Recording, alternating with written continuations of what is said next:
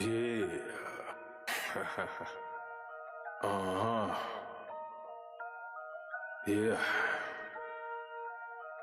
Shit. Grams leaders CC's, pounds. Close caps, close call, close encounter, close up, pounds up, liters up, grams, get your dosed up, cut this up, host up, and get dosed up. This for them voted like the movement, make the most of. Monday night at 8, I can't wait to set you straight. These opinions and debates, for them folk they can't relate. I gotta elevate your mind through these signs of the time. Dishing out that medication for that deaf, dumb, and blind. And I ain't hard to find, you can catch me in no trenches. I do the groundwork and I ain't waiting on no sense. I be touching on them topics politicians fail to mention. And I don't vote for nobody that ain't got good intentions. I'm relentless for my people and I'm here to make a change. I got that truth serum hooked directly through your veins. Hey, this is for my people, tune in, catch a close up, close up, close up, a close up, grams of it, tune in, liters of it, close up, pounds of it. Pounds of it, yeah, grams of it, liters up, pounds, get your dosed up, dosed up, dosed up, dosed up, dosed up, dosed up, dosed up, dosed up, Yeah, something finna come. I know it's a sound effect finna come in a second, y'all. Y'all just brace for it. Somebody gonna get shot. Some kind of bomb gonna happen. Something gonna happen. Oh, there we go. Yeah. Multiple bombs, y'all. Hey, so I had to keep saying Tuesday in my mind. Right. Cause it's Tuesday today, y'all, at 8. You know what I'm saying? We had to take care of a little bit of business on Monday, our normal day. So, we like some media brothers. We ain't gonna trip. We'll pick up on the next day and come talk to you. I think that just that much of y'all that I'll come and do it on the Tuesday too. It don't make me no difference. You should be able to. People don't realize podcasting and speaking your mind and stuff like that. You should be able to talk about it anytime, any way, anywhere. Yep. And just flow like it's natural. Yeah, it's a passion. You know. It's getting to the point now where we really be doing this unscripted. To be honest with y'all, Most definitely. And that's one of the things that I like because. I'm like I say, I'm growing into leader form, and I want to be able to have multiple topics and things that I can talk about or say to people without just having to have a reference point. You know. Well, I think the best part, I think the thing that you're learning now, and I think a lot of podcasters need to learn this when they have scripts, is that if we go off the script, let's just let it go. Exactly. See what happens. See where it ends up, because it might be better than what the script has. Or what the written down topics have. If you just, what I'm saying? We've been doing that the last few shows. We've been just kind of like winging it. But see, that's organic, and it's it's a relatable chemistry now that we can have, that the audience will be able to feel too. Right. And what happens is sooner or later you start stumbling upon things, and they be like, you know what? I just thought of that, or I was thinking of that, or they really into it. They really talking now because one idea opens the door for other conversations. That's true. And then you start talking about things that's kind of just going off the fly, and then at the end of the show you be like, yeah, we're gonna talk about that next week. Then you got So over the weekend, I ended up going to an event that this company record label Old Money threw. Okay. And I met some interesting people and heard some pretty good talent, man. Okay. I mean, I'm just beginning, this is a hub now for just talent. People all over the place doing R&B and rap, Actually, what I thought was very interesting was they had a 13-year-old on their roster. Okay. 13-year-old girl. Okay. And her music was strictly, basically, for her age demographic. Okay. I thought that was pretty cool. But now to perform it in front of some adults, a little bit different, but I mean, she's just building up and practicing the way I look at it. Right. But I realize now the importance of bridges the gap of all ages. Okay. And all ages can do it. Something like maybe a cookout, barbecue, or a party or something like that. And say certain things that we all can agree with, so that she can have a fan base outside that high school demographic. But as far as that, I found her to be very talented, and I enjoyed that outing, and I made some connections there. Okay. That's the most important part. They, you know, they said nowadays the entertainment industry is mostly connections now. And if you don't get out and meet people and talk to people, sure, they find people on the internet all the time. They find people on social media too. But them connections that you build between people, it can take you places too. It also builds exposure. I mean, you know, if you do something or some work or some art or something, or you create a product with a person, then 9 times out of 10, their followers are going to see it. You know, their people, their camp going to see it, and then they're going to see you. Right. And so if your you know, information and all your contacts and all that is up and running, then that traffic is going to come towards you. Not even that though. It's always good to branch out, because later on in life you can look back and be like, damn, I did something with them, I did something with them, I did something with them, I did something with them. They're like bricks in a foundation that you laying. Yeah. I went to the event I went to yesterday that we had to kind of schedule the show for today. You know, I love DJing. I've been DJing for a very long time. And I had a chance to DJ with some up and coming DJs and some DJs that I know for a while. You know, and just for me, just to DJ in a place of like-minded people, you know, it makes me feel better, you know, because I DJ down here all the time, you know, when I got a break or whatever.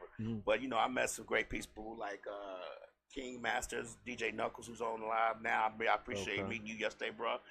And I met a bunch of people, but just being within that mindset and in that frame of mind sometimes energizes me, because, you know, I do podcasts every day, and don't get me wrong, I love talking to everybody. I love all the podcasts that I have on here. But sometimes you just need a little something different. Oh yeah, yeah. Something that's within your, you know, something that's within your wheelhouse that you love to do, that gives you passion. You know what I mean? So yeah, let me ask you a question. Yeah. You talked about the 13-year-old that they had on their record label. Just in your opinion. Do you think a 13-year-old coming into the entertainment, especially music and rapping field, today can handle what it is now? No, I don't, because what's now and what's entertaining to people and what makes people feel good is smoking, drinking, popping drugs, having sex, coming out with skimpy clothes on, or being promiscuous and provocative, trying to attract attention. And I've already seen it basically on the rap game. Right. You know what I'm saying? I ain't even gonna name no names, but there's a particularly young lady on there who started out and her music was age appropriate. Right. And you look at her now and that ain't what it is. It is now, right. And that is gonna be that lane that she's gonna have to end up taking. Right. Now, the interesting thing about it is, if you wait till you're older and have experienced certain things, then you can kind of take more control of your lane. Like my daughter's 21. If she decides, or you know what I'm saying, when she starts putting out more content, first of all, she don't want to sound ratchet. Right. Plus she got me, you know what I'm saying, to advise her and help with what's going on. Her content is going to be relatable for women that have a head on their shoulders and want to be a boss. You know what I'm saying, as far as with boyfriends and relationships. So I say, man, as far as just the atmosphere that that 13-year-old was in, it was smoking going on, it was drinking going on.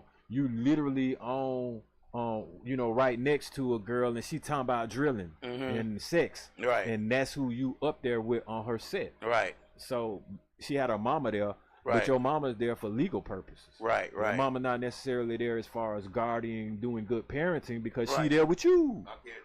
So it would be better if it was an event like at school. Then it's more respected by me. Okay. But my whole thing is, that's why Grind Time, you know what I'm saying, has affiliates and groups that go to high schools, and we set up kind of like, how can I say, productions within that environment for them. So that is who they're speaking to, that's who they're around. Okay. And it's encouraging them to use those skills to make money off of it. So in other words, we might be dealing with a 15, 16-year-old cameraman, and he don't have to sit up here and talk about doing drugs. He can use his skills in photography or his skills in filming to make money. I get what you're saying. I just wanted to ask because, you know, you are in the entertainment field. You've been doing it for a while now. And I just wanted to know your opinion with today's environment within the music field and entertainment. Do you think it? I just want to know that did you think it was age appropriate for a 13-year-old to be within that? I'm not saying that he can't sing. He might need to be on Instagram or something like that. You know, singing and getting it done. If he could, you know, maybe be found that way, but just being within that networking type of atmosphere with a bunch of adults or older people talking about things that's not age appropriate. And see, the thing is, she was talking about things that are age appropriate. But my thing is, if there's nobody 13 in this spot with us, and we pretty much all had to have ID and we can all drink, and you're 13, you're really not there to entertain them. You know, like Slick, you gotta check your text messages. I sent you the topic. But I look at it like it was a record label that's showcasing their artists, and that they did do. And one thing that I saw that was unique, they had a sheet of paper that had each artist, their songs, and a certain amount of mics to rate how much you like them. And whichever songs got the strongest, they're probably going to use as singles or focus on them. Oh, okay. So that's pretty decent, you know what I'm saying? Especially if you would have a large turnout. Right. I get what you're saying. Okay, we're going to move on from that. That was a pretty good, productive weekend, I guess you said. What about the movie part? I know I'm getting all over the place. What about the movies thing? Did you network with that? Okay, yeah, I was just going to say, actually, my group has gotten larger now. Okay. So we about 8 people deep, you know. And I actually have a DJ. DJ joined the group. Okay. You know, first of all for me. The object of that too, man, is it's funny because whenever you decide you want to unite, what I'm looking at is people are like, "Did you LLC it? Is it this? Is it that?" I'm like, "Slow down first." I'm like, "You don't even understand what this is about." Right.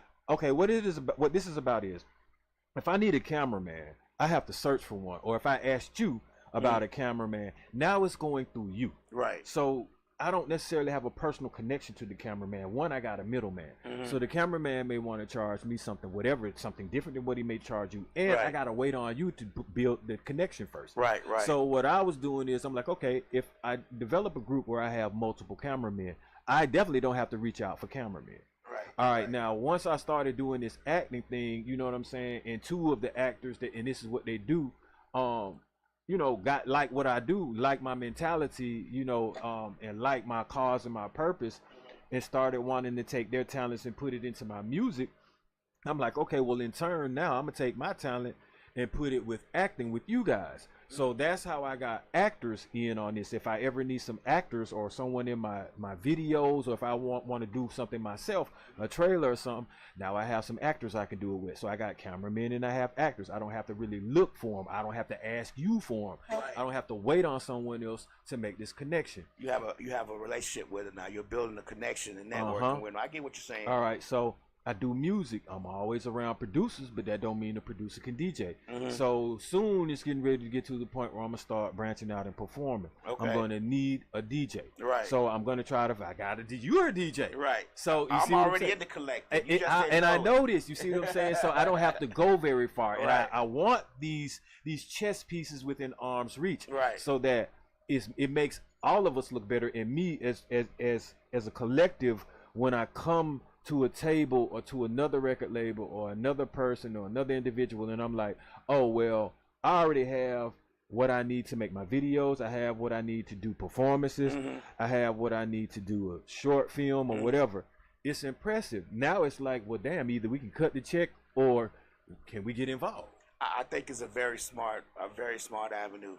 I really do. I believe that makes your vision be able to come through just that much quicker, and you be able to bring it to fruition just that much quicker. Exactly. Because you know there's nothing wrong with necessarily going to a third party, but when that person knows you, they may be willing to move around a few things to help you get what you need to get. You get what I'm saying? Basically, you said, hey, Lab, you know a cameraman? I'd be like, hey, cameraman 6, can you talk to? And then he like, I don't know him. And whereas you can say, hey, cameraman 6, I need to shoot a video today. He like, man, I got no what time? Okay, I'll be there. You know what I'm saying? Let me move some stuff around. When you start a business relationship off, it can get personal to a degree because they're gonna be there for your call and start respecting you because they know from the rip it was about something beneficial. Right. And it's also helping them because they're building a portfolio as you do. Right. They're getting better in crafting at their craft and getting paid to do it. Right. So that's another reason why I'm cutting out the middleman. No, if I could speak directly to you, then if I need you in a particular emergency situation, I got you. But the thing is, what certain people need to understand is this isn't just for me too. Right. Everybody in the group, I don't have to be, if it's 3 people in the group and they want to do something and they say, well, I want to shoot a film and you're not involved in it, I'm not going to be pissed off. Right. Because guess what? When I do want to shoot a film, I can pay for it and I can be involved that way. Right. But the point is, I set up a platform for those people now to be able to work with each other. It's resources. It's a way to unite.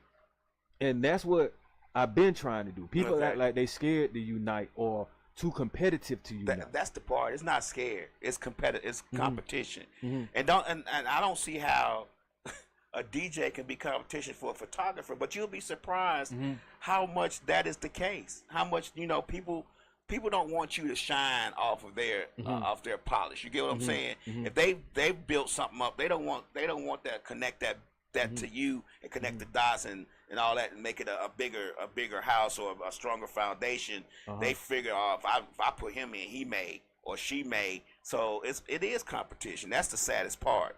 So what went into, these are select people that I'm picking now, and I'm picking people based off of temperament. I'm picking people based off of, are they team oriented, even family oriented? You see what I'm saying? I'm picking people based off of their business. I'm picking people based off, are they prompt or not?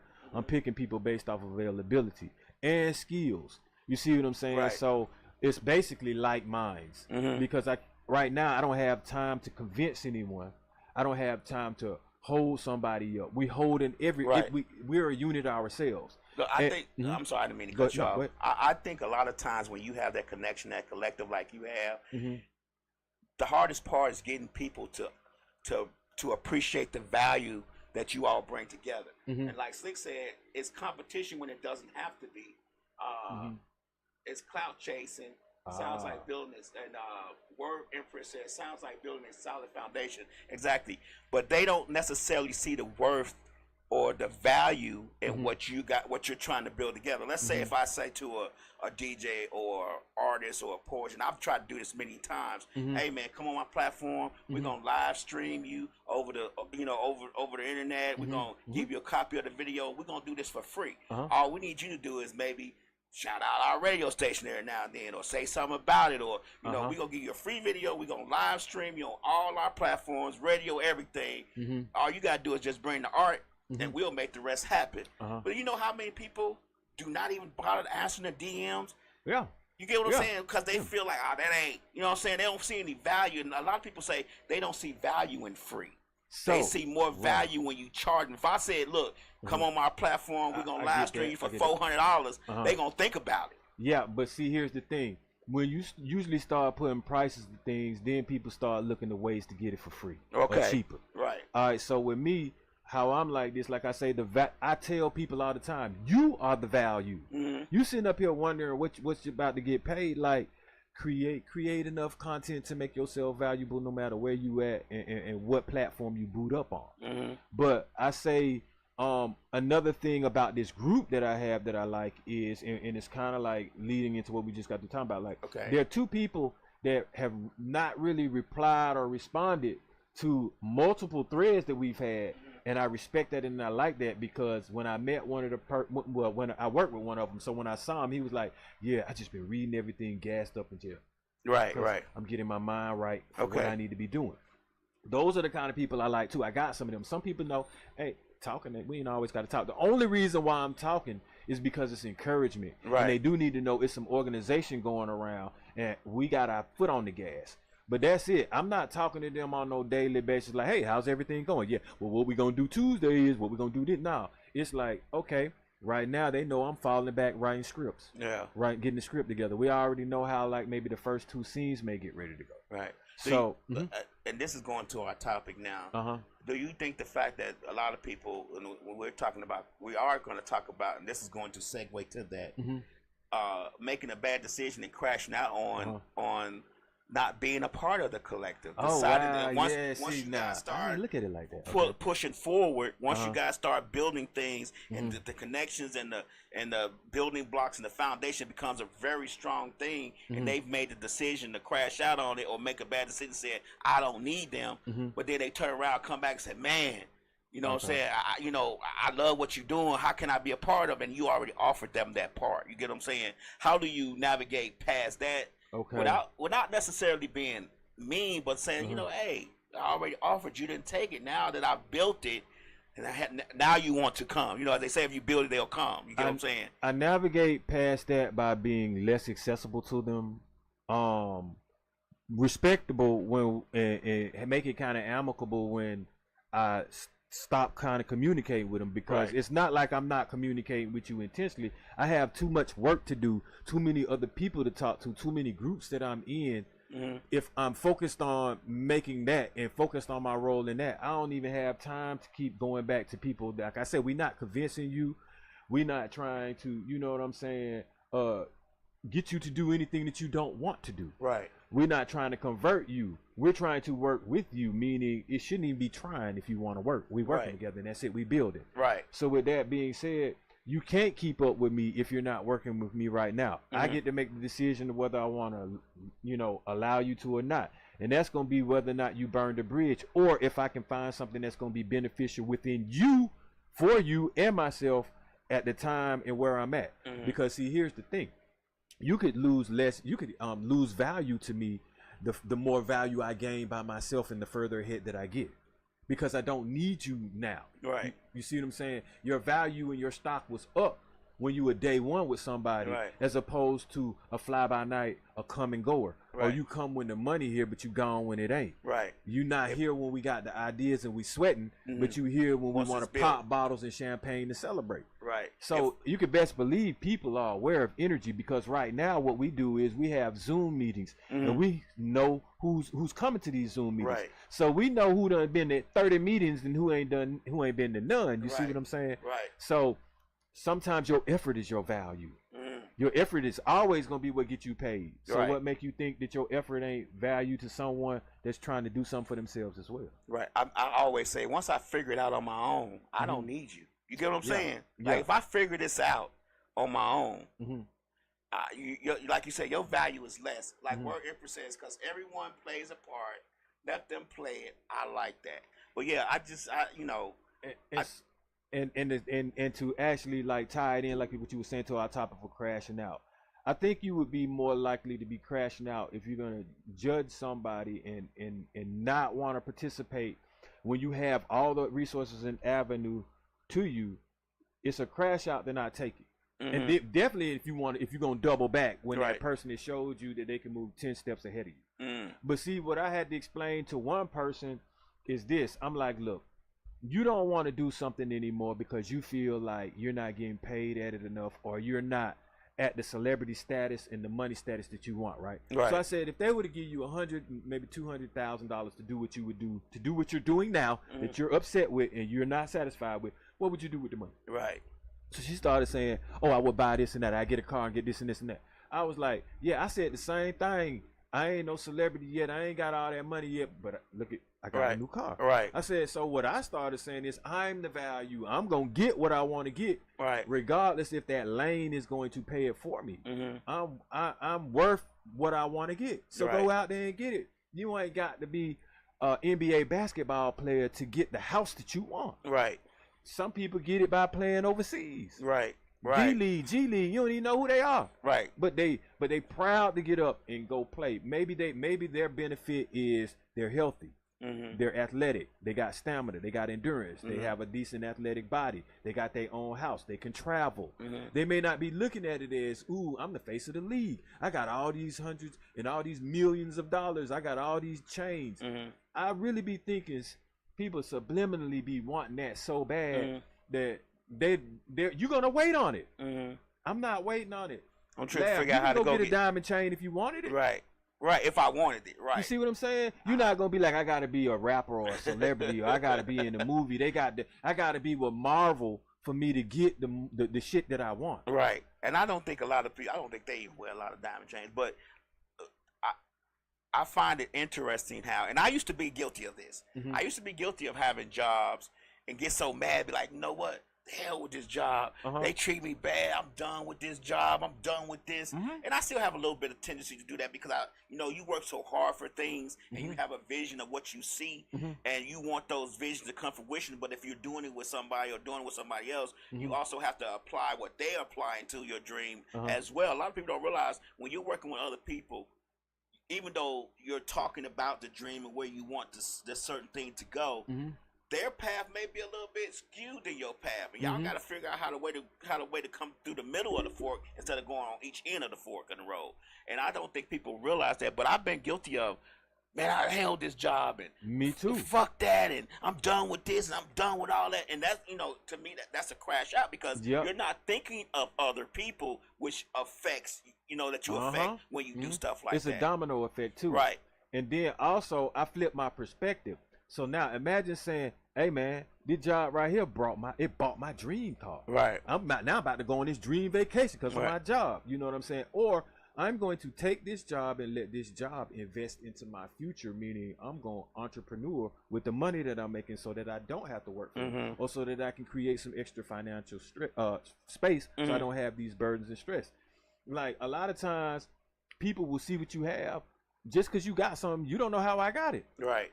You don't know how much I make just because I have a house and a car. You see what I'm saying? I could be borderline homeless or I could be borderline rich. You just don't know. Right. You see what I'm saying? And so my thing is like, take the opportunities, one, that people provide, and then do you with it. But as far as, yes, I've had to actually stop some people from crashing out at work, meaning like, some people want to call out so much. Right. To call out a lot when you have kids or when you were just damn near behind on your rent. It's kind of like crashing out because you're neglecting your responsibilities.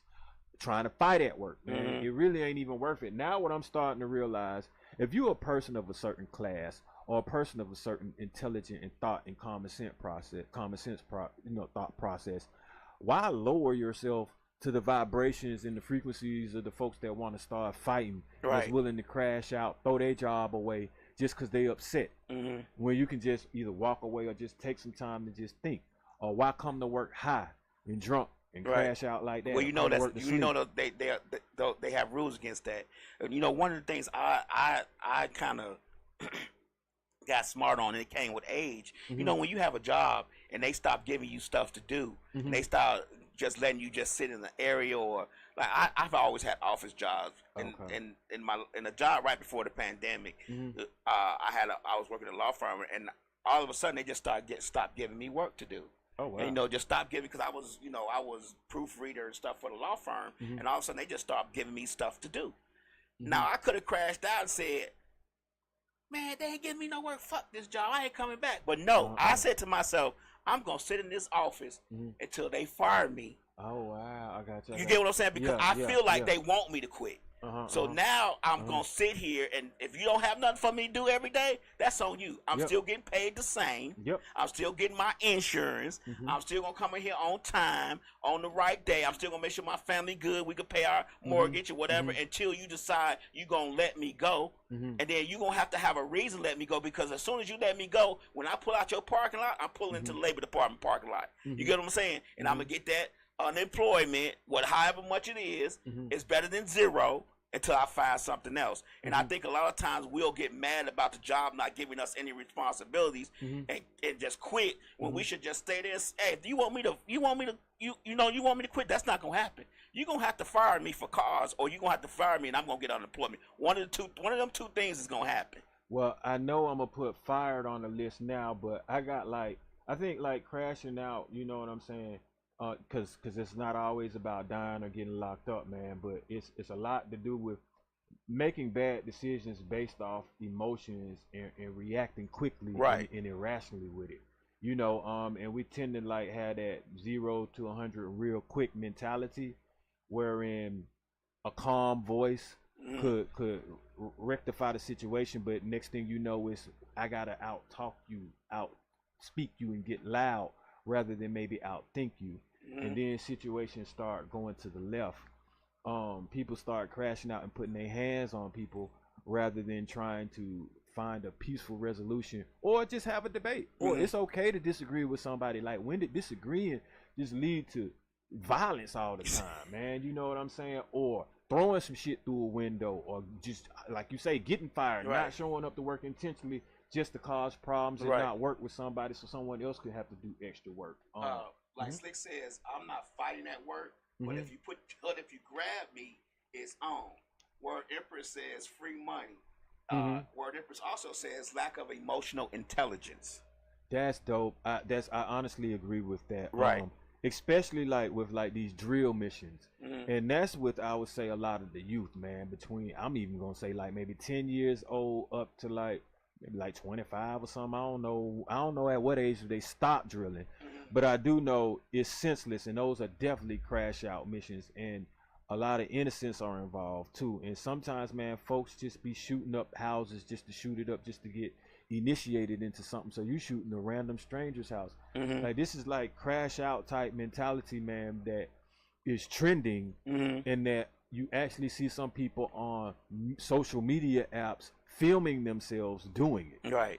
Do you think people nowadays even take the time out? You know, a while back you say, man, before you do something, take 10 minutes, count to 10, and see if you still feel the same way. I don't think people even count to 10 no more. I think they go straight from 0 to 60. Well, like they say, 0 to 100 real quick, fucking quick. Like, yeah, it's like, let me see how I can obliterate this person or this problem, rather than let me just sit back and see why we're even going at it. Like, a lot of times, man, when you see someone do something extreme and you sit down and talk to them, and you say, well, what happened? And the way that they explain it, first of all, sometimes you can't even understand them, because a lot of the times it's ignorant. Because ignorant people, like she just said, emotionally ignorant and stuff. Ignorant people are going to act irrationally very fast. So it'd be hard to even decipher what and why they did it.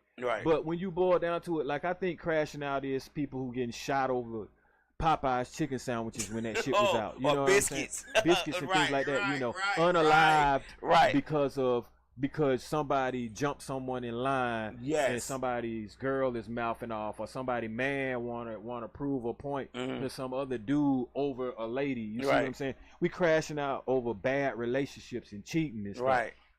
I don't think that makes any sense. I saw, like, before we were live, you know, I was talking about, I saw where this lady was crashing out in front of the judge. Like, if a judge is talking, I'm gonna advise y'all to shut the hell up. If the judge tell you to be quiet, I'm going to tell you now, shut the fuck up. Because they will hand out that time like candy. You could be like, oh, and okay, 30 days. What? 60 days. F you, 90 days. Do it again. Oh, 190 days. Like, they just running up your time, and you're gonna have to do it. And if you want to get out of it, you're gonna have to have a lawyer, and you're gonna have to pay more money. So it's like, that's crashing out.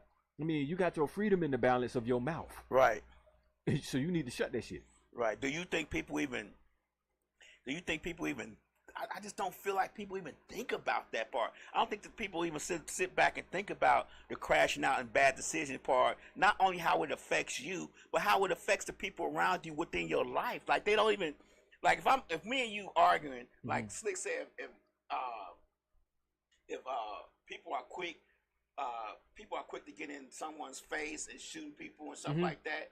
If me and you are arguing and you say something I don't like, and I just pull out something and start and unaliving you, what sense does that make? Because not only have I ruined your life and all your family's life, if you have children, whatever the case may be, now I've ruined my life, because there's always there's always going to be a reaction to an action. Whatever the reaction may be, now my life is ruined too. And I don't think people take time to think about, I'm mad. My emotional intelligence is low. I'm finna take care of him and, you know, unalive him because he said, you know, my shoes look ugly, whatever the case may be. But I ain't taking time to think about, now my life is over. Because, to be honest with you, when that kind of stuff happens, it's not just one life that's unalived. It's two lives that's unalived, because you're going to have to face some consequences. So here's the thing. Young people haven't been alive long enough to understand certain dire consequences. Those that tend to program the mind know that a youth and an adolescent is going to act off of emotions. How the hell does a baby let you know that it's upset? It's going to. That's emotions. All right, so you don't get out of your emotions and your feelings until you start understanding, one, how to express and how to talk and how to think. You got to think your way out of a lot of things. A lot of people don't understand that you can win a fight without even being physical, because all they know growing up is, I'm going to lash out by punching, and nobody stopped them from doing that. And then now they fist or they words. You see what I'm saying? Or how you act is how you express yourself, rather than being able to express it in talking. Just like there's some people, they may be so passionate that when they decide that they want to talk and express themselves, it may sound like it's loud, so they get misunderstood. But at least they're using words. You see what I'm saying? You got a better shot at not crashing out when you use words, unless you just gonna start cursing your boss out. You see what I'm saying? Or people that can control some of your fate, and you start disrespecting them, you know what I'm saying, irrationally with obscenities, then obviously, you know, that's crashing out. But as far as, like I said, man, they know what they're doing. They know the youth get this adrenaline rush when they playing these Call of Duty games. They know the youth get desensitized, because the object is to unalive as many characters on this game as you can. So when I start seeing some of these kids in real life go live and use lingo that's in these games, and then they look at CCTV camera footage of someone being unalived and they're desensitized to it, it's like they're superimposing themselves in these games. This is why they're easily willing to crash out, because they're crashing out on these games. You think all these Need for Speeds and all these video games don't play a part in these people wanting to go out and get the scat packs and the Hemis? Man, they get to create their car in the game. Seriously. And they getting them 100 and 200 on the dash on the game. So guess what you think you're gonna do if you can go that fast in the game? What you gonna do when you get behind in the street? You gonna crash out with it. Slick says a lot of it is still for the gram. Where Empress says, and the microwave society where everything is supposed to be fast right now. Slick says people get caught up for simple reasons. Slick also says our youth feel untouchable. They also want to seem hard and never scared. Well, I can say this too, though. This is trending like a lot of people, but now it could be considered crashing out, like going overseas on vacations with people that you don't necessarily know, or friends, these kind of associates rather than friends, but you're pooling your money to make it cheap, but you going with somebody who you really don't know. Because understand what has happened to some Americans overseas. Unalive. Some of it be on camera too. You see what I'm saying? So it's like, that could be considered crashing out, or going over there just by yourself and being in an area that could be dangerous. You know, and I consider that. But man, you really want to have fun, but it's nowadays cautious. Well, I mean, nowadays, you know, like Slick says, you could be set up too. Like Slick says, a lot of people do stupid things now, and I blame social media for a lot of this stupid stuff. Maybe they were doing it before social media, we just didn't get to see it because we didn't have social media. But now I just feel like the stupidity of a lot of things that's done for the gram is just really retarded. Like, you crashing out so you can try to get a couple of 100 likes or go viral for stupid stuff. I mean, I'm not saying, I just don't feel like me pulling out a gun on a live and pointing and doing all that stuff is necessary. Because for one, if I do have problems with people, now they know that I have a gun, so now they're gonna come ready and prepared. So why would I do that? Well, my thing is, why not get likes and subscribers, listeners, and followers for something that's creative, unique, authentic, because it's you, and it's constructive or productive. Like, we can't have everyone trying to compete for hundreds of thousands of views to do stupid shit like high-speed chasing cars, or street race, or you know, get cops in high-speed chases, and you got a baby in the back and you want to go live. Because what starts happening is you have people that are going to want to match that energy, or you have numerous people that may not even want to see that are now seeing that, and you know, or you're involving people in real life, real time, that don't want to be involved in a high speed chase, and you blowing by them, might wreck their brand new car that they have and they love, and they or you got them nervous now. They may be scared to drive for about a week or two because of that. Or you know, just people random shootouts, like you can see the muzzle flash and hundred shells. Like this is crashing out people in broad daylight. And I don't think people, like I said earlier, and Word Empress says, and the stupidity is celebrated online. That is true. I don't think you're so right, Word Empress. The stupidity is celebrated. That's why there's so much of it on there. I don't think a lot of times people realize how that, like you said earlier, the domino effect. You think about the scat packs and all these, you know, highly charged cars and how people go live when they doing 200 through traffic at 5 p.m. and you know, in rush hour traffic and crashing out. Now, people don't realize that when you get one of them cars, your insurance is extremely high now. I mean, I have never driven a scat pack, but now I got to pay for the stupidity of someone else, because as soon as I get one of them cars, it's going to ring up that this car is known for whatever. Now I got to pay $4,000 a month for insurance because someone else chose to drive the car stupid. And not only that, some people will crash out trying to take it from you, meaning like damn near try to rob you and get in the shoot, you know, all these other type of things, all because of that particular crash out type mentality. And that's all insurance too. That's all the price of doing business, I guess. I think a lot of this mentality and vibes are spread through like relatable and identifiable trauma in our like music and kind of like entertainment. A lot of the times I see people enacting some of the lyrics, or you just see them, you know, they may you know what I'm saying a rhyme and actually doing certain things and start stealing or shoplifting and, you know, just doing things like reckless.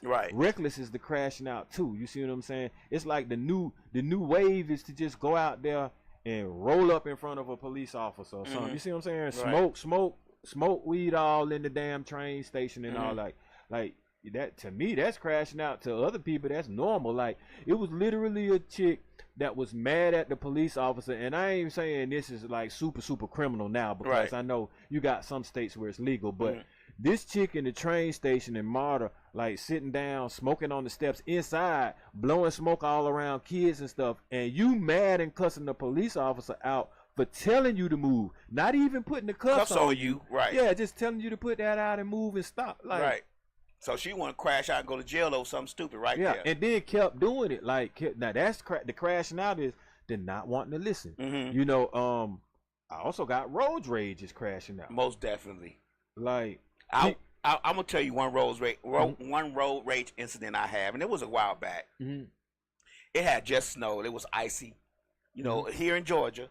It might have been. It was a couple of days had been icy, but they were saying to the point to where you can go out on the roads, but it still had icy spots. So everybody is driving cautiously. I'm driving cautiously. I don't want to spin out and hit the wall. But the car behind me is just having a fucking fit about I'm like, the car in front of me is going just as slow as I am, and he blowing his horn. I'm like, dude, it's ice on the road. Like so he zoomed past me. Blowing his horn, 5 miles off the road, he just slid and hit the wall. He literally crashed out. That's karma. Exactly. Yeah, that's crash out karma too. I like that. I appreciate that story, because that's just due, just served right there to him, and just deserved. And I'm thinking of like what makes that crash out mentality. What makes that adrenaline boost to just jump off that cliff with stupidity. And sometimes it could be jealousy towards someone. It could be hatred. A lot of times, sometimes it's curiosity. But I do see people crash out in the name of entertainment, or just like that adrenaline rush. And I mean crashing out like maybe you bungee jumping on something that's rusty or rickety, you know what I'm saying, or rigged, or you it ain't really too tight on you and you gonna try it. Or like taking selfies and you 1,000 feet up in the air on a pole, you know what I'm saying? To me, that's crashing out, even if you make it, like really. And I've seen some people, like, I'm not necessarily, that risk ain't worth the reward. So that's a crash out. We've seen videos of people, this couple who climbs objects real high with no ropes, no nothing. They just climbing these things and jumping from one to the other. And we talking about thousands of feet in the air. And I feel like that's crashing out, because one slip and it's done. You're done. And I don't think people. You might have 5 million followers. You might be making $5 million a month on social media from your followers and all your sponsorship. But as soon as you make that last step, you didn't end it. You didn't unalive yourself, falling off this obstacle, go or whatever the case may be, crippled yourself, whatever the case may be. Because I don't wish anybody, you know, to be unalive. But all the sponsors gone. They're gonna find the next sensation. But you stuck in that position. I don't think people think about those things. I think the testing the limit type of mentality leads to kind of like crashing out mentality. And what I mean by that, like okay, like I think you would be a type of person crashing out. To me is like cheating on a spouse that you depend on financially. You see what I'm saying? Because okay, what happens when they put you out? Like you asked out, man. You're crashing out. Like, why would you put yourself in such dire position and straits? For what? Or you cheat on a spouse, somebody that you know you need their income to make ends meet. And you choose to, you know what I'm saying, to risk that for a little bit of excitement, I guess. I don't know. Some people say it's the excitement of not being that you're not supposed to be together that drives people to cheat.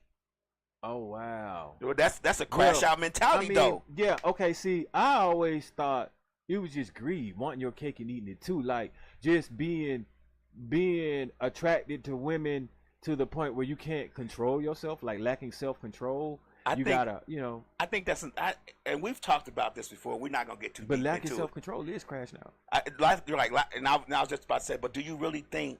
You know what? I'm not gonna go. And I was about to say, do you really think that grown men don't have a little bit of self-control and know better? Like grown men and women should know. We're not talking about teenagers. We're not talking about.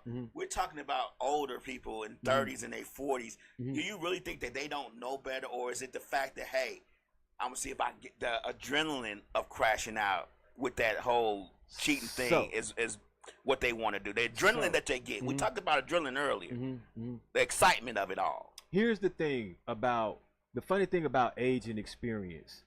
You can know better as an adult, right? As an older adult male and cheat on your spouse.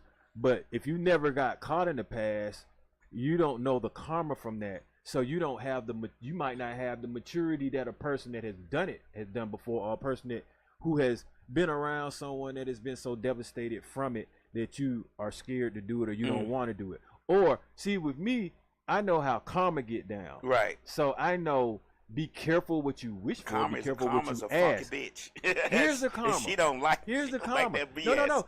See, karma is like skinning the cat. There's a million ways karma can hit you.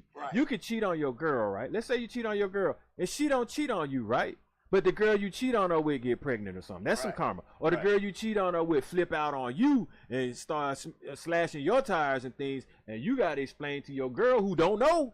What's up? See, it could be like that, or the girl that you know can find out, and you lose both of them. So you got to be careful how you crash out with your karma. Right. Yeah. I don't think people really think about those things in the heat of the moment.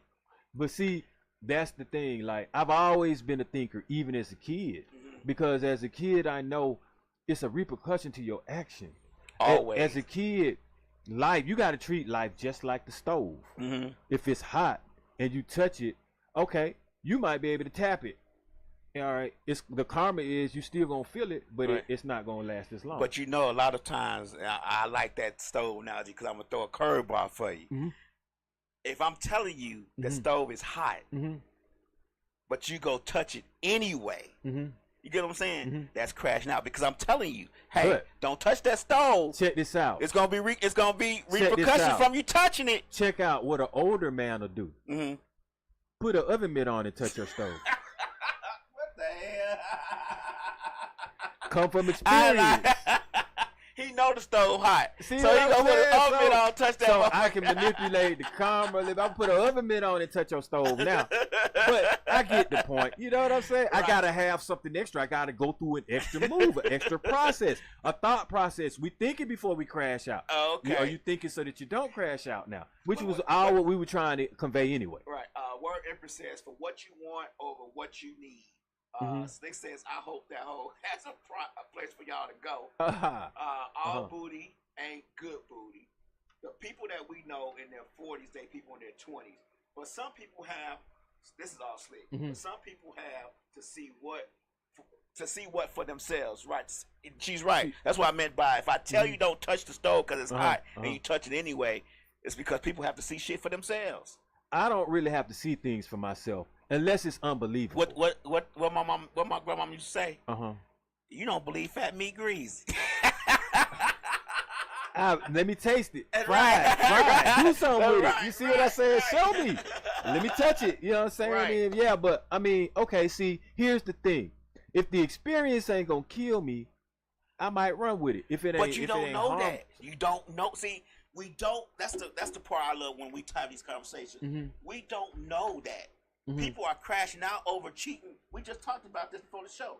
People are crashing out over cheating spouses every day. I mean, that's just how it is. And see, my thing now then, if you value your life and your freedom, you're not gonna like try to put those in limbo and balance first. You're gonna be rational about your decisions that you make. You see what I'm saying? Like, you can always just be like, okay, you know what? I'm about to go to this bank right here and shut this bank account down. You know what I'm saying? As opposed to, I'm finna go to the gun shop, get a gun, go get these bullets loaded up and unalive something. You see what I'm saying? Like, you're on that whole plane when you could just be like, you know what? I'm not gonna do this again, so I don't have to feel this way. Right. Like, what makes people just run straight to the negative all the way through the dark? In the dark now, like you just walked. You went from dusk. You went from the sun setting a little bit straight to midnight jet black. Emotional unintelligence. Word it presented earlier in the conversation. So, shouldn't there be a level to that? Like, shouldn't it be you know what I'm saying? A step process. We like to skip steps. We don't like to read the instructions. You're right. We look at the screws and the screw holes in the table. We count out the screws and we figure out where them screws go ourselves. Not reading the directions at all, telling us, hey, you don't even put screws in this table. You put these wooden pegs in this table with some glue. We think all the screws go there. So we don't like reading directions.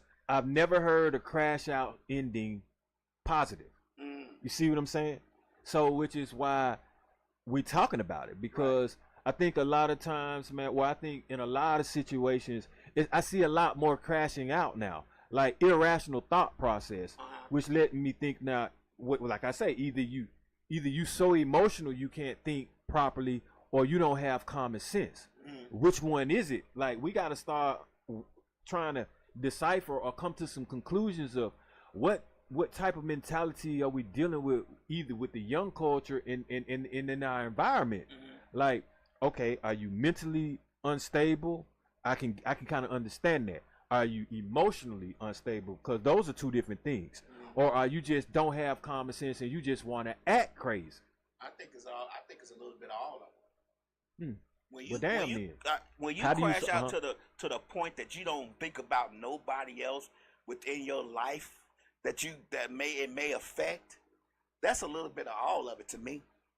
But there are people that on a daily basis, man, like I know how I could trigger them to crash out. Right. Meaning in a yelling argument match, like just be so loud and ratchet and embarrassing that we lose our jobs behind it. Right. And I can do it with a whisper. You see what I'm saying? So I'm like, what's on some of these people's shoulders that we have to take it there all the time?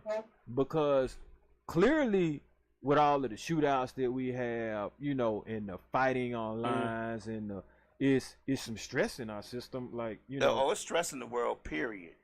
And a lot of us, most of us can't really handle too much stress. And they say pressure busts pipes, and sometimes it could be the smallest thing that sets you off. It is not because that thing is what's really bothering you. It's because the collection of all the things are bothering you. When you start putting stuff on, they say you don't break, you bend. Sometimes people break because the pressure that's put on their backs is so much that it breaks. You like we always say, you never know what a person is going through that day.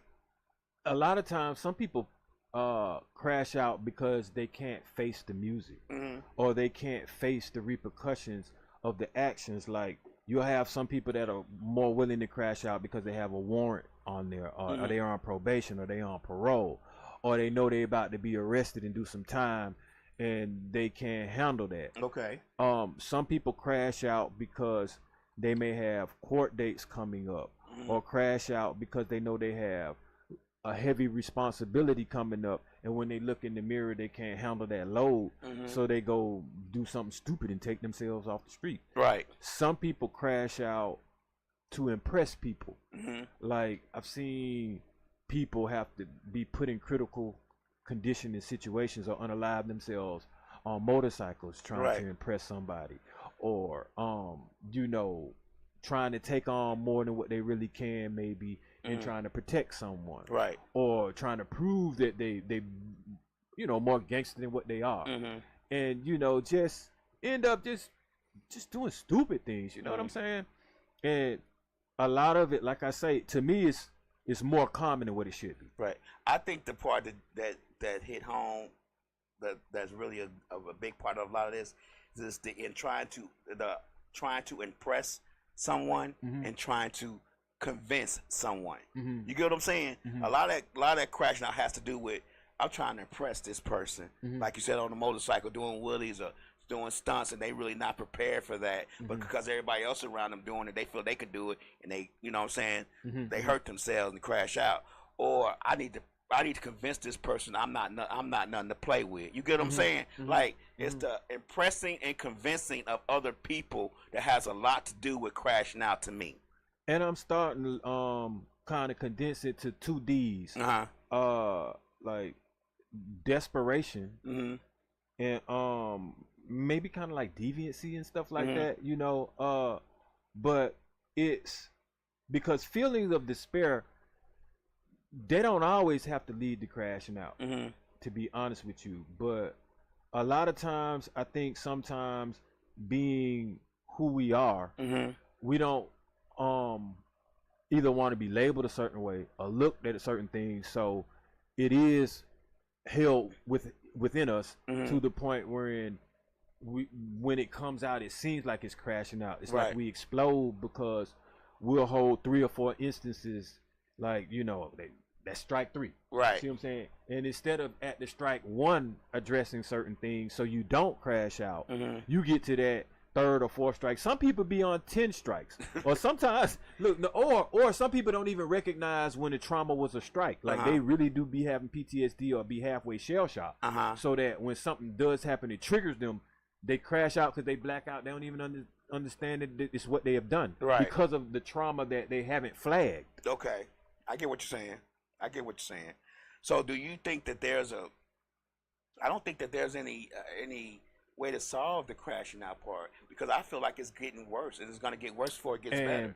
I'm glad you just said that, because I was going to say, you ever seen somebody have reservations for a crash out or reservations to do something stupid, and them be them kind of people, oh, let somebody try me today, I bet I crash out. Like, these things are starting to, when you say those type of things, believe it or not, what you do is you set yourself up for I kind of like the grand finale or the coup de grace. You set yourself up. It's like you're reserving an instance where you want to get so mad that you take it there, and eventually it's going to happen, and it'll happen sooner than you know, believe it or not, or without you even expecting it. Yeah, because it's like you speak it into existence, or like you say, without expecting it. A lot of times when I see some people and I see it about to be crashing out, or I see it's about to lead to a fight or something like that, they don't expect it because they're in it and they're not even realizing what they're doing as they're doing it. And I think it's because they're either so desensitized or so used to seeing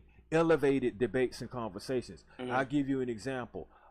Stephen A. Smith, when he talks, he's always yelling. So the people are used to that, right? So when you see somebody in real life, if they're communicating like that with each other, you don't know whether they're gonna crash out or not now, because this ain't for entertainment. You see what I'm saying? And you can best believe if it's gonna be a shouting match, at some point it's gonna go to the left. It could. Well, most of the time it does. Right. Because if you shouting, what else do you do to try to prove a point now? Right. Now I gotta shout. Or you're gonna get in somebody's face or start getting closer. Right. And then next thing you know, that all that energy is gonna combust. Yeah, I get it. Slick says some are so desensitized that they don't know or have even thought about the repercussions. Yeah. But I think let me ask you a question. When you see somebody and you know they're known for being aggressive and and loud and stuff. Let's just say on TV, like you said, Stephen A. Smith. And then you meet them in person, and they're not that way. You know what I'm saying? You're expecting it. Your defense is that's going to happen.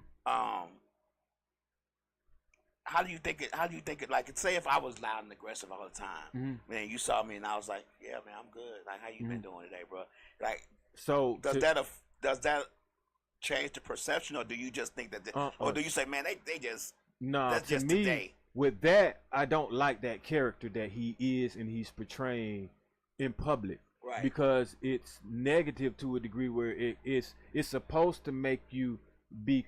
What's that word? Controversial or whatever. Right. It's supposed to draw debates, but in doing it, you belittle a lot of us in the process, and you're doing it on a platform where a lot of other people can see it. Okay. So I don't think that should be considered cool. And then when we see you in person, you totally the opposite. Nah, be how you are. Like that. When you see me, I'm gonna be the same way. Like I'm the same person that I am on this podcast that I am in person. I'm the same person if you listen to my music that I'm gonna be in person. The only thing you might see me start switching and being different is if I gotta act a particular role. Right. That's acting right there. You see what I'm saying? Now, I expect to do something different than that. But other than that, man, when you're a person that's in the media and public, I prefer just me to be who I am. Well, let's just say they're not in public. Let's just say it's somebody that you know. Like, I consider Slick to be aggressive. Let's just put it that way. And my defense is always when she says something, because she does say things aggressively. I mean, I can't lie. I'm always on defense. You know what I'm saying? I'm not on, like, my response is always defensive, because I hear the aggression in her tone, and the first thing I say is, the hell she being so mean about? You know what I'm saying? And it may not be the case, but it's the way it's perceived. How, like, say if somebody you knew was like that, would you just keep perceiving it like that because you don't know when it's gonna be aggressive, or do you just let it go? I'm kind of good at reading people, so I'm gonna take the aggression and look at the body language with it, and then I'm kind of cynical, so I'll meet you with your same energy. See, but I'll do it in a sarcastic kind of way or something. See, you know, I might be, you know, I'm that way too. I don't think it's nothing wrong. I'm gonna meet you sarcastically too. Yeah, like, you know, but what I won't do, I don't do petty. But you know that, well, I'm petty. I ain't gonna. I'm the pettiest person I think. The reason, in the world. But see, to me, petty it might require it keep getting back to somebody get the last word. Like, I've been learning now just to let people get the last word, or let them feel satisfied with their ending. You need to teach me, but see, this the thing. Here go this is why I say that, because I'm a finisher. I don't start shit. Okay. So if you start something, or if I feel like I've started it, I'm not gonna beat a dead horse. Okay. If you started it, but you got to get the last word, I'm gonna let you, because a finisher, I'm not talking about I finish shit with words. So I'm gonna let you have it. Okay. You see what I'm saying? Because, or if I finish it with words, you're gonna be hurt. And now I'm gonna have to explain to somebody why you crying, or explain to somebody why you want to get some get back at me, or explain why it's getting physical now. So I'm trying to learn that. I'm trying to be less petty. I'm trying to be less cynical, because those things can lead to crashing out too. So I'm not gonna lie. When you be petty like that, sometimes it can lead to crashing out. And I'm very petty.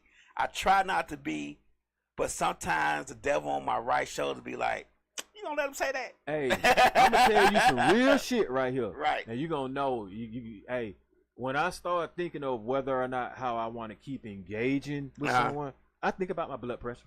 Okay. Straight up. Do I want to elevate my blood pressure to the point over this? Thank you, because after a while, that could start meaning health issue wise for me. And I ain't trying, like, if you start elevating I'm getting away from you, because it's like, man, why do I want to get my heart rate up, sweat, get angry with this person or something like that, and when I don't have to? I get it. You see what I'm saying? Why do I have to think of something diabolical when I can think of something positive to go towards my music, or think of something to put on a shirt, or think of something to help somebody with? Like, I don't want to give my energy away like that no more, man. It's because every day is a fight for us anyway. That's true.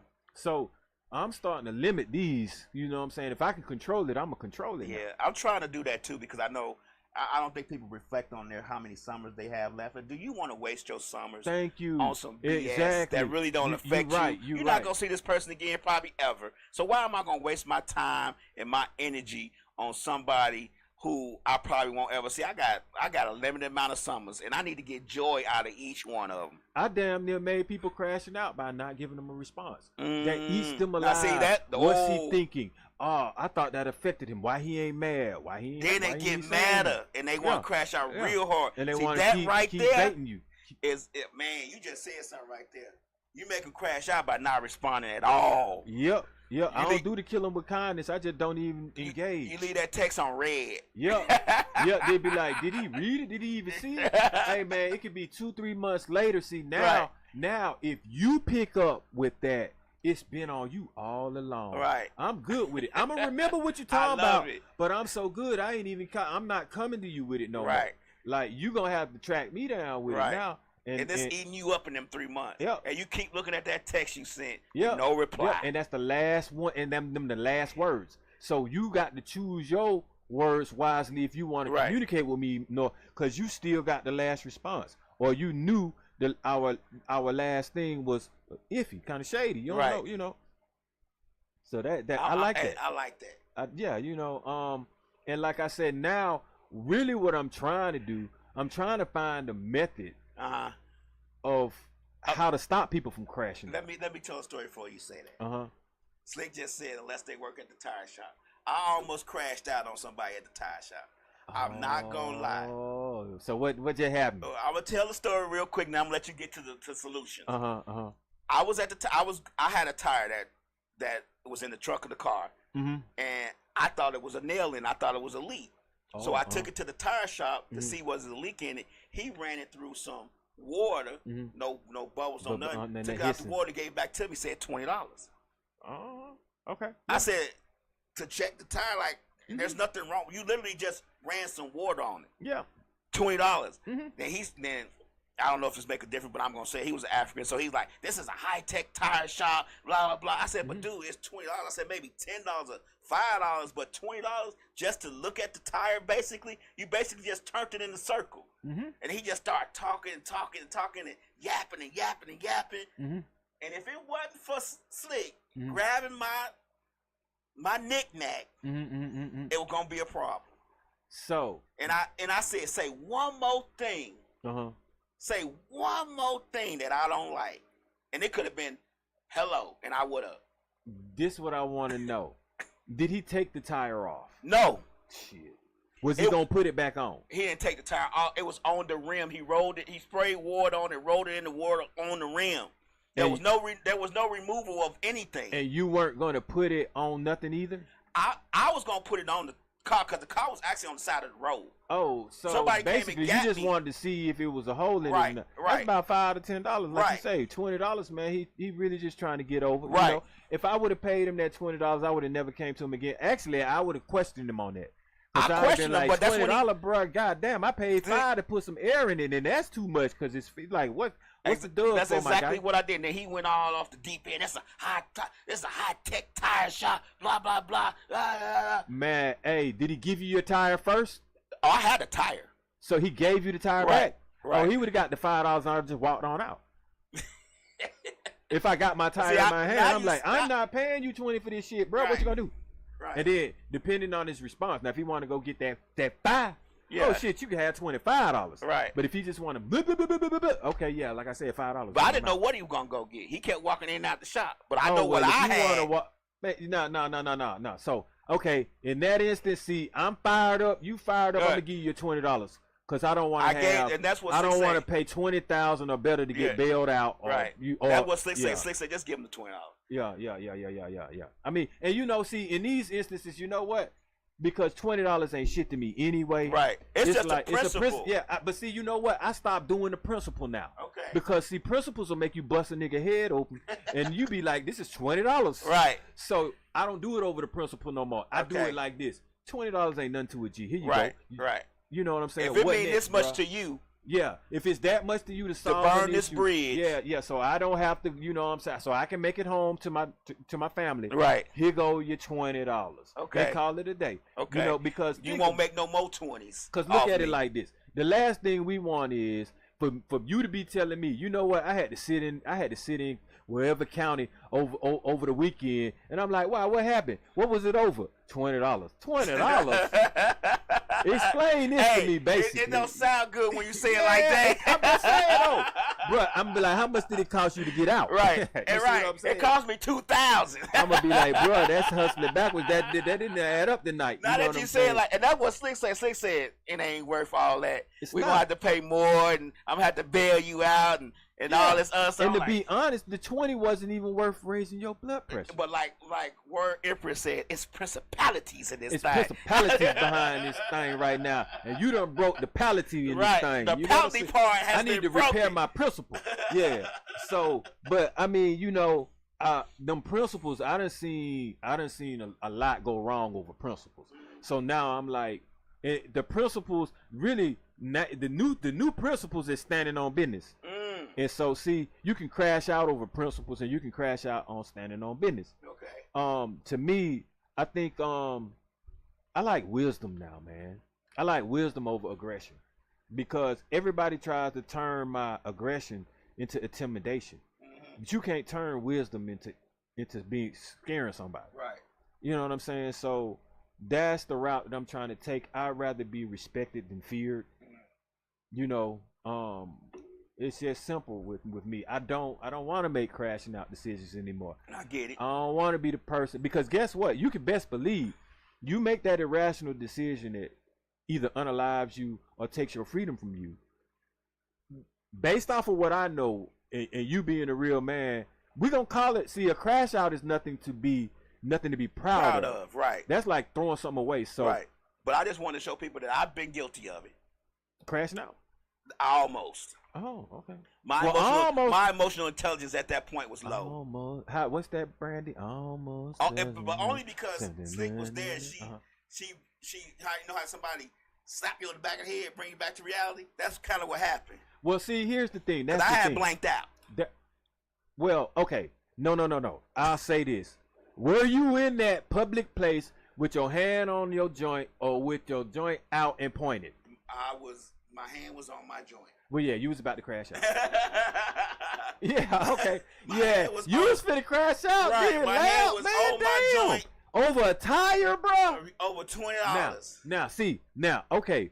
I'm glad we having this conversation, because there have been times I thought I might crash out, right?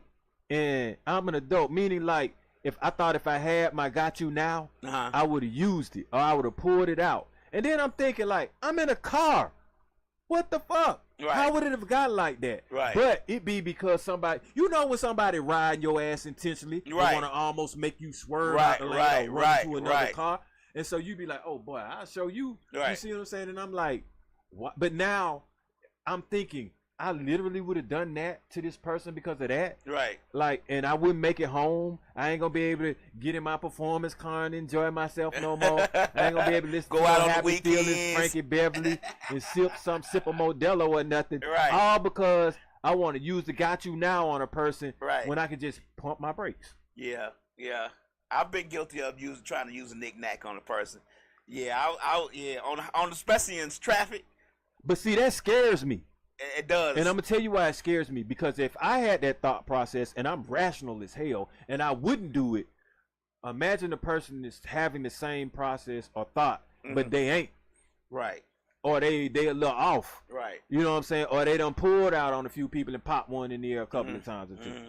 Cause you know, I done had some associates I know, they be on vodka driving on the expressway and just pop, pop, pop, pop, pop in the air just because they can do it and they got one. So I'm like, if you, all it takes is that for that to go like this, Right. and for you to be mad at somebody. Or into a car. Yeah, Yeah. you know, so. So they say, Alex, I was fighting at my dad's funeral. Her crash out at the funeral though was not really, because it was an emotional day. Then you had people that wasn't supposed to be there starting stuff. So I wouldn't really consider that a crash out. I would consider that more of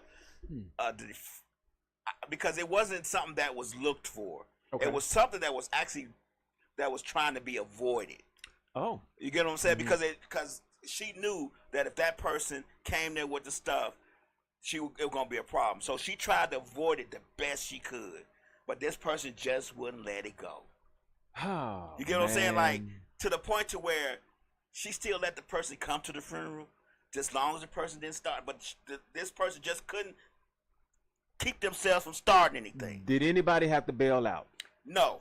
But they really ain't too crashing. No, out. Did anybody get grazed or get gunpowder on their hands? Almost. Did anything go pow that day? No. Oh, But see, the problem, what you don't know about Slick's family is they all, especially her cousins, they all have a tendency to walk that razor's edge. Hey, but see now, that's walking that razor's edge. That means you are 50-50.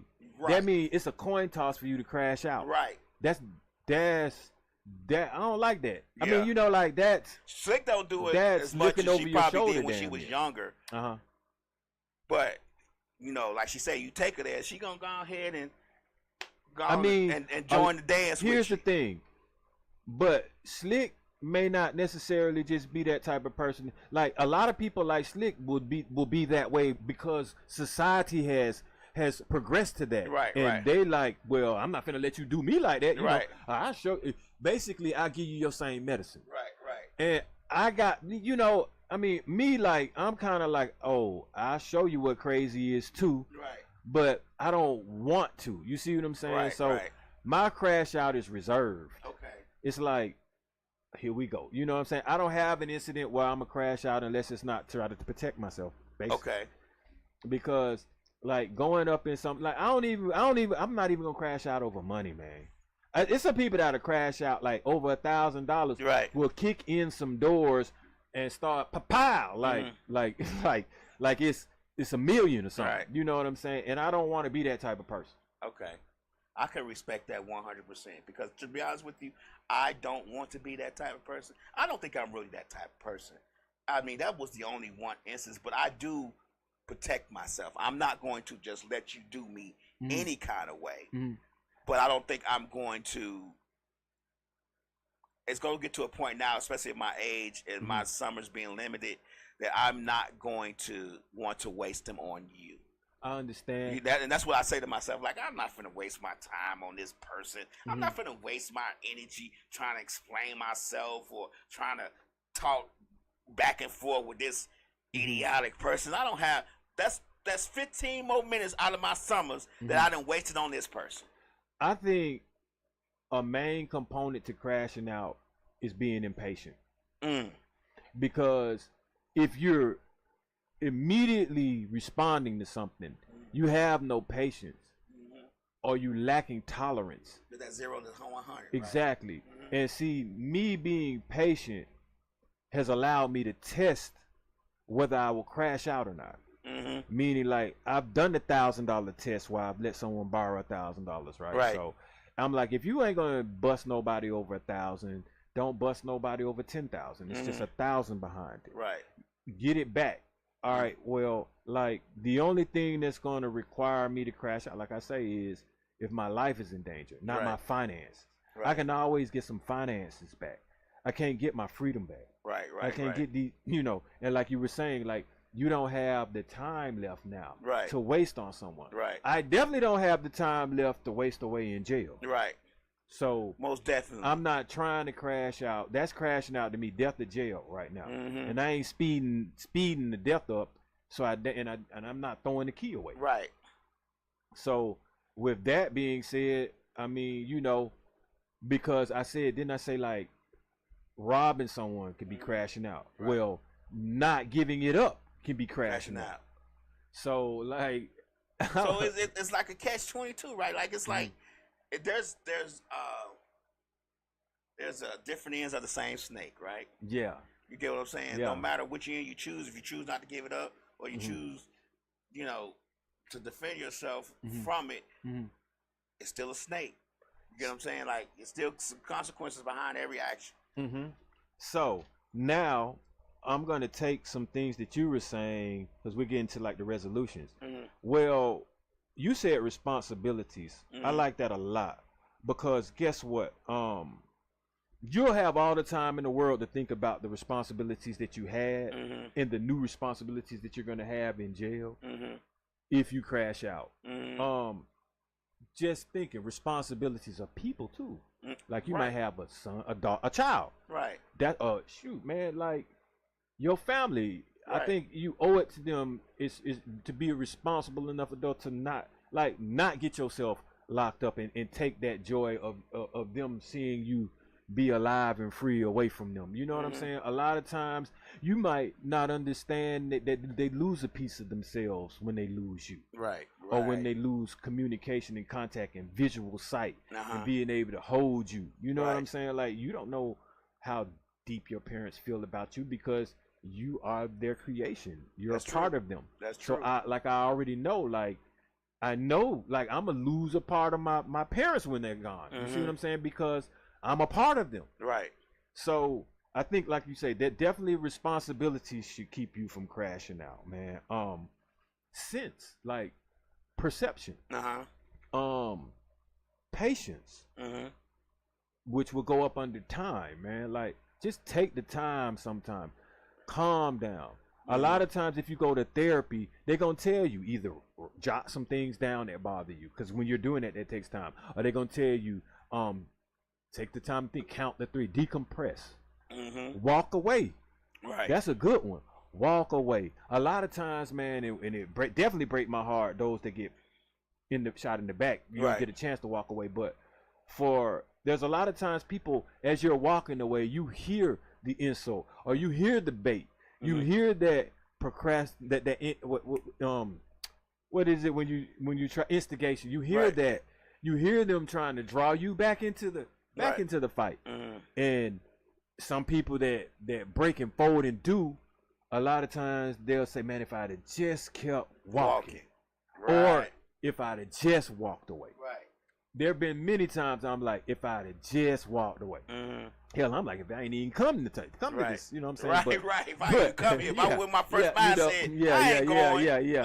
Yeah. And that's another thing. Think of your first mind. Think of your conscience. That like tap into yourself. Like save yourself from yourself. A lot of times, like listen to your advice, because the same mind that talked you into crashing out, I'm quite sure had something in the back of it. It's like, should I really do this? Right. Or I don't. Or you knew you were gonna do that person some harm, so you knew if it was harmful, it's bad. So bad is crashing out. Right. Like think, give yourself the time and give yourself that thought process that you deserve.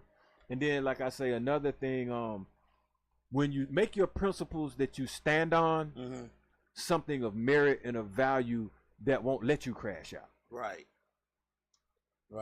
And I think, guys, ladies and gentlemen, with that, we've come to kind of like an ending. We have not managed to not crash out in this episode. Right. So, by the way, don't be tricked. If you guys are my usuals, today is Tuesday. I got to remember that myself, because I'm used to coming and seeing y'all on a Monday. But tune in next Monday at 8. That's when I'm going live, not Tuesday. And I appreciate everyone that decided to stick with me and tune in. Give them hell, Shell. What's up, Unc Steve? I see you. Appreciate you for tuning in. Everybody be blessed. I'm back next week.